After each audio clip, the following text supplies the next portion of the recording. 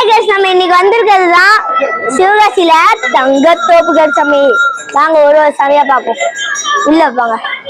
இதோ இங்கேயே கருப்பு சாமி இருக்காரு.